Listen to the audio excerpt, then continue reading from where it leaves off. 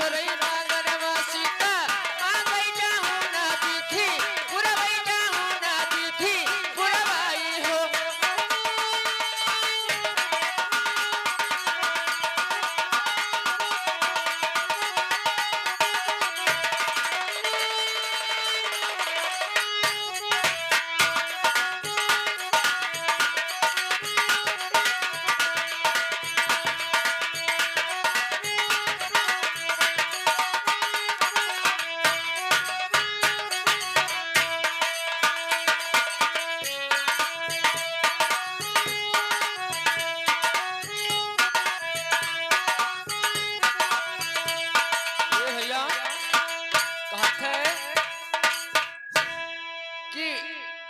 दूसरे मंगनवा सीता मांगे जौन विधि पुरवे तो फिर क्या कहते हाँ। अरे सासू जो मांगई काऊ सिल्ला ससुरी राजा दशरथ ससुरी राजा दशरथी हो।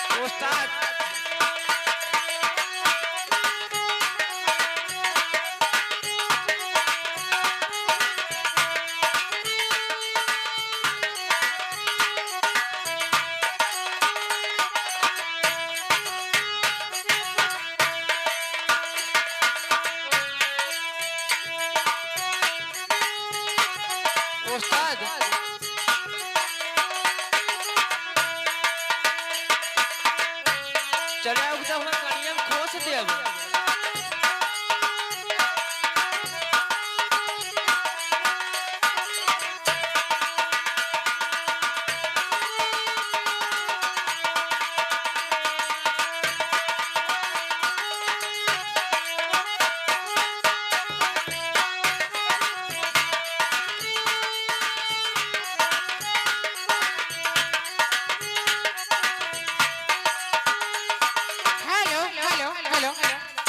जी इधर आइए। अब लागत है तोहार हमार निबही ना तू हुस्से ना रे तोहार दिल के करे पहिया आवा है वगे करिक्की पहिया ना। हाँ रे 10,000 रुपये जोड़ में तू सटत हो ना हे तू का हैया पकड़ लिए 10,000 रुपये तो अब हम तोहरे साथे रहब ना अब हम चली जावे। हाँ सुन बताई तो सुनो सुन बताई सुनत हस कि ना तोहरे जैसे ही मारे दा तोहरे जैसे रे। हाँ 10,000 रुपये तोहरे जैसे।